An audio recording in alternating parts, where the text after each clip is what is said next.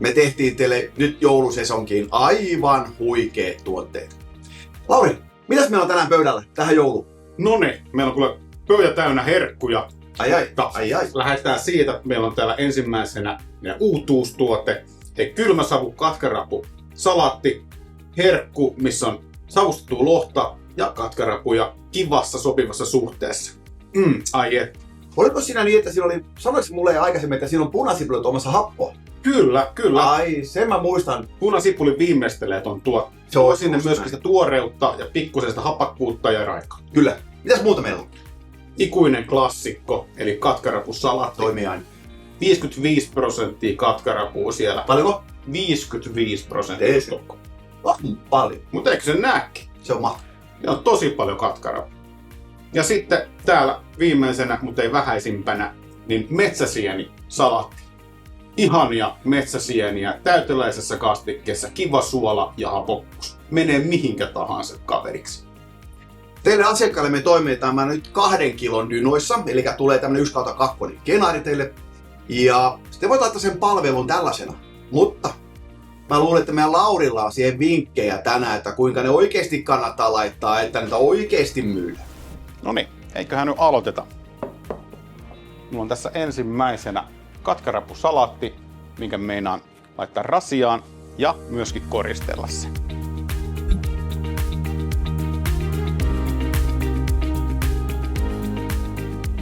Mun mielestä katkarapusalattiin tosi kivasti sopii klassinen sitruuna ja tilliyhdistelmä.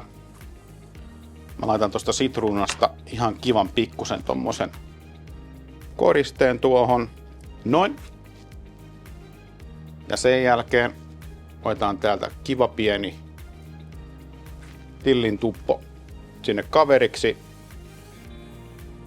tuohon rasiaan. Näin. Ei mitään ihmeellistä, mutta kovasti tuo siihen enemmän väriä ja myöskin semmoista hohdokkuutta, mikä auttaa myöskin myymään sen tuotteen paremmin.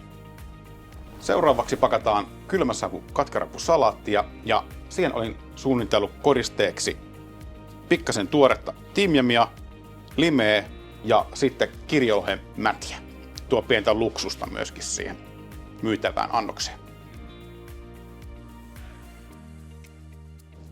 Leikataan tosta kiva pikkuslaissi limeä. Tehdään siitä kanssa tonne pikku vekki. Koristellaan se kanssa saman tyylisesti kuin edeltävä. Ja sitten ajattelin, että tähän sopisi tosi kivasti tämmönen ohut vartinen timjamin oksa. Tuomaan kanssa pikkusen väriä siihen. Ja eikä siinä vielä kaikki. Viimeistellään vielä tää lopuksi kirjolohen mädillä. Pientä arjen luksusta. Eikä tarvitse paljon laittaa, niin se tuo siihen jo paljon lisää. Noin.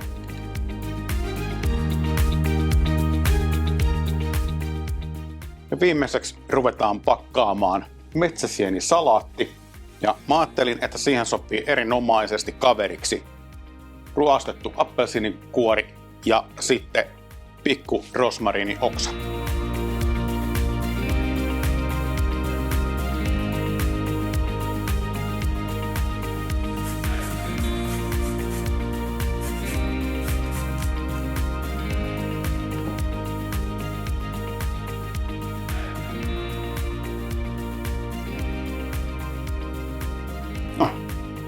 Saatiin tosiaan älyttömän hyvän näköisiä valmiita annoksia aikaiseksi. Me aloitettiin ensimmäisenä katkarapu salaatista, jonka jälkeen jatkettiin kylmäsavu katkarapuun ja viimeisenä tehtiin metsäsieni salaatti. Katkaravussa laitettiin tilliä ja sitruunaa, sitten kylmäsavussa käytettiin limeä, timjamia ja kirjolohen mätiä. Ja viimeisenä metsäsienessä laitettiin vähän raastettua appelsiininkuorta ja tuore rosmariinioksa.